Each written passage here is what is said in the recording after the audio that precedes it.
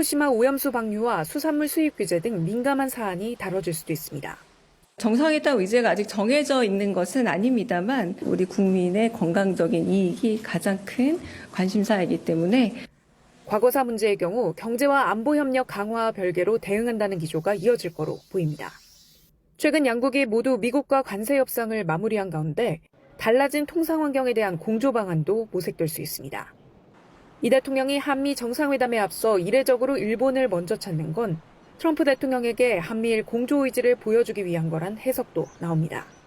중국 견제 측면에서 한미일 안보 협력의 중요성을 강조하고 있는 미국에 분명한 메시지를 보이는 전략적 포석이란 겁니다. 이 대통령의 방미 방일 일정이 확정됨에 따라 대미 대일 특사단 파견은 추진하지 않는다고 대통령실은 밝혔습니다. KBS 뉴스 손서영입니다. 트럼프 대통령에 이어서 이번엔 베센트 미 재무장관이 미 연방준비제도를 향해 금리 인하를 촉구했습니다. 인하폭도 보통 때 0.25가 아닌 0.5%포인트를 주장했습니다. 뉴욕 박일중 특파원입니다. 베센트 미국 재무장관은 전날 나온 물가지표가 환상적이었다며 관세로 인한 인플레이션은 없다고 주장했습니다. 그러면서 당장 9월 미 연방준비제도의 금리결정회의에서 0.5%포인트의 금리 인하를 다시 촉구했습니다. I do think we could go into a series of rate cuts here, starting with a 50 basis point rate cut in September. 평소 금리 조정폭인 0.25%포인트의 2배로 이른바 피컷으로 불리는 금리 인하입니다. 큰 폭의 금리 인하가 경제가 좋지 않다는 걸 인정하는 것 아니냐는 질문엔 금리가 지금보다 1.5%포인트에서 1.75%포인트는 낮았어야 한다며 이를 따라가는 과정일 뿐이라고 답했습니다. 그러면서 연준 이사로 지명된 스티븐 마이런 백악관 국가경제자문위원장이 다음 달 중순 금리 결정회의 전에 상원의 인준을 통과하면 연준의 회의 내용이 바뀌게 될 거라며 기대감을 표했습니다. 지난 금리 결정회의에서 금리 인하를 주장한 연준 이사 2명을 포함하면 투표권을 가진 12명 가운데 최소 3명이 금리 인하 쪽에 서게 되기 때문입니다. I'm hopeful that he can be, and he's going to be a great voice. It's going to change the composition of the Fed. It's going to change the narrative. 금리 선물 시장에선 9월 금리 인하가 확실할 것으로 보고 있는 가운데 미 10년 만기 국채 금리 등 시장 금리가 하락했고 뉴욕 주식시장은 상승 마감했습니다. 내년 5월 임기가 끝나는 파월 의장이 이사직에서도 물러난다면 트럼프 대통령은 사실상 연준 이사회를 장악하게 됩니다. 트럼프 대통령은 차기 의장 후보를 서너 명으로 압축했다며 조기 지명을 시사했습니다. 뉴욕에서 KBS 뉴스 박일중입니다. 이번엔 KB증권 연결해서 오늘의 주식시장 알아보겠습니다. KB증권입니다. 상승 출발했던 코스피는 하락 반전하는 등 혼조세입니다. 코스닥 시장은 현재 보합권에서 움직이고 있습니다. 이 시각 현재 코스피는 4.99포인트 하락한 3,219.38에 코스닥은 0.53포인트 내린 813.57에 거래되고 있습니다. 미국 소비자 물가지수 결과에 9월 금리 인하 기대감 확대를 넘어 50bp 인하 확률도 등장하며 미국 증시는 상승했습니다. 코스피 시장에서 외국인과 기관은 순매수를, 개인은 팔고 있습니다. LG에너지솔루션과 삼성 SDI를 비롯한 2차 전지주 흐름 좋은 가운데 메리츠 금융지주는 반기 최대 실적의 강세입니다. 이 밖에도 두산퓨얼셀과 금호타이어, 현대해상 상승 중인 반면 LG디스플레이, 한화생명 하락하고 있습니다. 코스닥 시장에서는 JYP엔터 강세를, 오늘 상장한 G2G 바이오도 상승 중입니다.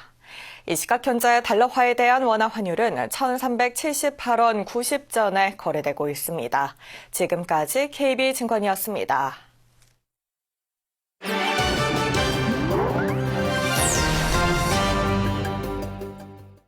세계 자연유산으로 지정된 지 20년을 맞은 홋카이도 시레토코의 여름 바닷속을 들어가 봤습니다.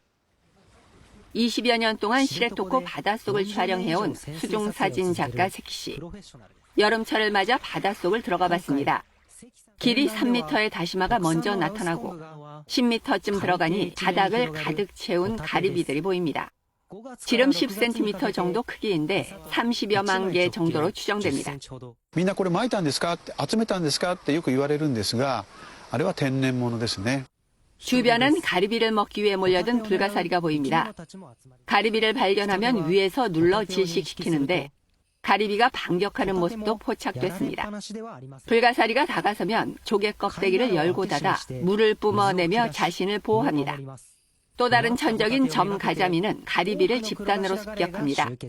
시레토코 바닷속의 천연 가리비 군락은 단순히 풍족한 어족 자원 이상으로 먹이사슬과 서식지 환경의 건강함을 보여주는 지표입니다. 애틀랜타 브레이브스와 마이애미 말린스의 경기가 열리는 야구장. 오늘은 심판이 주목받는 경기입니다. 바로 메이저리그 역사상 최초의 여성 심판 젠 파월이 데뷔전을 치르는 날이었습니다. 150년 전통의 미국 메이저리그에서 여성 심판이 정규 시즌 경기에 나선 건 처음입니다. And with that first pitch, Jen Powell has officially made history. 학창 시절 소프트볼 선수로 활동했던 젠 파월은 이후 소프트볼 심판으로 경험을 쌓았고 2016년부터 마이너리그에서 1200경기 이상 심판을 맡아왔습니다. 그리고 마침내 꿈을 현실로 만들었습니다. Just incredible. Like dream came true. Like the dream actually came true today. It was pretty amazing when we took the field and it seemed like quite a few people started clapping and saying my name and stuff. So that was pretty intense. 경기장에는 최초의 여성 심판을 응원하는 피켓들이 물결을 이뤘습니다. 관중들도 박수로 환호했습니다. She handled and managed the game very well. A big day for her, big day for Major League Baseball. 오랜 노력 끝에 야구계의 유리천장을 깬 파월은 경기 후 자신이 착용했던 심판 모자를 메이저리그 명예의 전당에 기증했습니다. 코트디부아르 수도 아비장의 생태공원. 지난 40년간 도시의 애물단지인 거대한 쓰레기 매립지였던 곳입니다. 1,800만 톤의 폐기물이 묻혀 있어 그야말로 악취로 그득했던 공간이었습니다. Tous les voitures d'eau vive venaient déverser les ordures ici. On n'a jamais pensé qu'aujourd'hui ça peut être un impact. 변화는 2021년부터 시작됐습니다. 아프리카 개발은행과 국제협력기구의 지원을 받아 정부가 대규모 정화 작업과 녹지 조성 프로젝트를 진행했습니다. 이제는 산책하고 담소하는 공간으로 탈바꿈한 모습에 매립지였던 과거를 기억하는 주민들은 감탄을 연발합니다. Tellement beau à voir, tellement joli. Donc on va y revenir encore. 코트디부아르 정부는 특히 폐기물에서 발생하는 메탄가스를 포집해 에너지로 활용함으로써 환경오염을 근본적으로 해결한 사례로 평가받고 있습니다. 마르지 않는 샘으로 유명한 오아시스 월화천 수위가 20년 만에 최고치를 기록했습니다. 간수성 둔황에 위치한 작은 오아시스인 월화천. 고대 실크로드를 경험할 수 있는 명사산 사막공원에 위치해 있습니다. 2000년 넘게 마르지 않는 샘물로 유명합니다. 1990년대 말 수위가 내려가면서 평균 수심이 1m에 불과했는데요. 최근 수심이 20년 만에 최고치를 기록했습니다. 수심 3.8m, 수역의 면적은 2만 1000제곱미터에 이릅니다.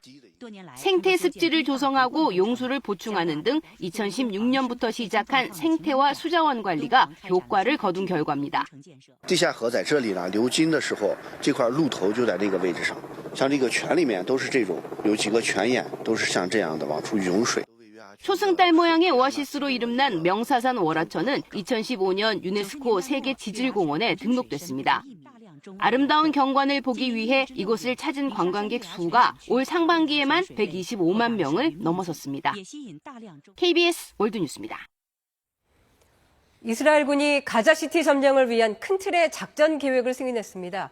본격 작전을 앞두고 가자지구 곳곳에 대한 이스라엘군의 공세가 강화되면서 사망자가 속출하고 있습니다. 두바이 김기영 특파원입니다. 현지 시각 13일 이스라엘군은 참모총장 주재로 지휘부 회의를 열어 가자시티 점령 계획의 주요 틀을 승인했다고 밝혔습니다. 네타냐후 총리가 지시한 가자시티 점령에 대해 군 수뇌부가 큰 틀의 작전 계획을 승인한 겁니다. 자미르 참모총장은 작전 실행에 앞서 재정비와 회복 시간을 확보해야 한다고 밝혀 작전 실행에 다소 시간이 소요될 것임을 시사했습니다. 그러나 가자 지구에 대한 공격 수위는 오히려 더 높아졌습니다. 특히 가자 북부에 폭격이 집중되면서 지난 12일부터 130명 가까이 숨졌다는 게 하마스가 통치하는 가자 보건부 주장입니다. 이런 가운데 네타냐후 총리는 팔레스타인 주민들이 가자 지구를 떠나는 것을 허용하겠다고 밝혔습니다. 이스라엘은 지난 수년간 국경을 엄격히 통제하며 주민들의 출국을 금지해 왔습니다. אנחנו נאפשר את זה, קודם כל בתוך עזה, בזמן הלחימה, ובוודאי נאפשר להם גם לצאת מעזה. 이와 관련해 이스라엘 정부가 인도네시아와 남수단, 우간다 등 5개 국가 가자 주민들을 재정착시키는 방안을 논의하고 있다고 이스라엘 언론이 보도했습니다. 이 중 인도네시아 등과는 일부 진전이 이루어지는 등 이민자 수용에 더욱 개방적인 곳도 있다고 이 언론은 전했습니다. 두바이에서 KBS 뉴스 김계영입니다. 12.3 비상계엄 당시 해양경찰도 계엄사령부에 참여를 했던 정황이 KBS 취재 결과 확인됐습니다. 해경의 한 고위 간부가 총기, 무장 등을 적극 주장하고 나섰던 건데 이 간부는 계엄 핵심 인물들의 고등학교 후배로 평소에도 교류해왔던 것으로 파악됐습니다. 정상빈 기자입니다. 지난해 12월 3일 윤석열 전 대통령의 비상계엄 선포 직후 가장 먼저 움직인 것은 육군 특수전사령부와 방첩사령부, 그리고 경찰 등이었습니다. 그런데 국가 치안을 담당하는 또 다른 기관, 해양경찰청도 비상계엄에 가담하려 했던 사실이 KBS 취재 결과 확인됐습니다. 이런 주장을 펼친 인물은 해경의 실질적 3인자로 꼽히는 안성식 기획조정관. 안 조정관은 일선 경찰관들에게 비상사태를 대비해 총기를 불출해 무장하라는 지시를 내리는 한편, 청장주재 긴급회의에서는 수사 인력을 당장 계엄사에 파견해야 한다고 주장한 것으로 전해집니다. 당시 수사를 총괄하는 수뇌부가 월권이라고 반발하자 언성을 높이며 크게 다투기도 했습니다. 인사와 예산, 교육 등을 총괄하는 안 조정관의 돌발 행동에 해경 내부에선 안 조정관이 사전에 계엄과 관련한 언지를 받은 것이란 의혹까지 공공연하게 제기되고 있습니다.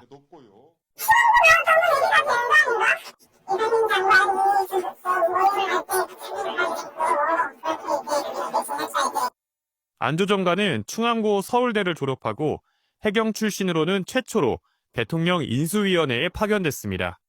윤 전 대통령 취임 이후엔 대통령실 국정상황실에서 근무하게 됐습니다. 내란 중요 임무 종사 혐의로 구속 수감 중인 이상민 전 장관, 김용현 전 국방부 장관, 여인영 전 국군 방첩사령관 등 충암고 선후배들과도 두루 안면이 있었습니다. 안 조정관은 사법고시 출신으로 계엄법을 잘 알아 건의했던 것뿐이라면서 충암고 선배들과 사전에 계엄을 논의한 적은 없다고 해명했습니다. KBS 뉴스 정상빈입니다. 정부가 아동수당 확대 방안을 발표했습니다. 지금은 만 8세 미만까지 월 10만 원을 받는데 2030년까지 만 13세 미만으로 확대하기로 했습니다. 부모들은 환영하는 분위기지만 2조 원가량의 재원이 더 들어갑니다. 김성수 기자가 보도합니다. 만 6살 아이를 둔 이 학부모는 매달 받는 아동수당 10만 원을 주로 교육비로 씁니다. 아이가 클수록 돈이 많이 들어가는데 아동수당은 2년 뒤면 끊깁니다. 아동수당을 받는 부모 절반 이상은 지원기간 확대를 개성과제로 꼽았습니다. 초등학교 들어가고 하면 태권도 학원이라도 가게 되고 애들이 커갈 때 들어가는 돈은 더 많은데 지급되는 게 줄어드니까 조금이라도 된다면 도움이 많이 되죠. 국정기획위원회가 아동수당 수급 대상을 확대하기로 결정했습니다. 현행 만 8세 미만에서 향후 5년간 단계적으로 13세 미만까지 대상자를 늘립니다. 2030년엔 초등학교 6학년까지 130만여 명이 추가 혜택을 볼 것으로 추산됩니다. 그동안 확대 필요성에 공감대는 있었지만 재원 마련이 숙제입니다. 한 해 아동수당 예산은 2조 5천억 원, 대상 연령을 1살 올리면 5천억 원 정도 늘어납니다. 만 13세 미만으로 올릴 경우 2조 원 이상 더 필요하다는 계산이 나옵니다. 이런 재원 부담 때문에 유럽 대부분 나라들처럼 만 18세 미만까지 아동수당을 확대하겠다던 대선 공약에서 후퇴한 걸로 보입니다. 효과가 상대적으로 떨어지는 저출산 대책을 정비하면서 아동수당으로 통폐합하는 방법이 있고 내수가 안 좋다라고 판단된다면 시정 확대는 해야 된다. 주무부처인 복지부는 아동수당법 개정 상황에 따라 내년도 지급 연령을 정하겠다고 설명했습니다. KBS 뉴스 김성수입니다. 강한 비구름이 남쪽으로 내려감에 따라 서울과 경기 북부, 강원 북부 지역의 호우특보는 조금 전 9시 반에 모두 해제됐습니다. 지금은 호우특보가 내려져 있는 경기 남부와 강원 남부, 충남 일부 지역에 천둥번개가 치면서 시간당 20mm 안팎의 굵은 빗줄기가 이어지고 있습니다. 앞으로 수도권과 강원도는 비가 소강 상태를 보일 때가 많겠는데요. 오늘 늦은 오후까지는 경기 남부와 충남에 시간당 30mm 안팎의 장대비가 쏟아지는 곳이 있겠습니다. 호우특보가 해제되면서 예상 강수량도 대폭 수정됐습니다. 오늘 하루 예상 강수량은 경기 남부와 충남에 최대 80mm, 서울과 경기 북부, 강원 중남부 내륙에 20에서 60mm 정도입니다. 비와 함께 서해안과 중부 내륙 지역에는 바람이 강하게 불겠습니다. 남부지방은 오늘과 내일 대기 불안정으로 소나기가 오는 곳이 있겠고요. 다시 폭염주의보가 내려진 가운데 무더운 날씨가 이어지겠습니다. 날씨 전해드렸습니다. KBS 뉴스 930을 마칩니다. 고맙습니다.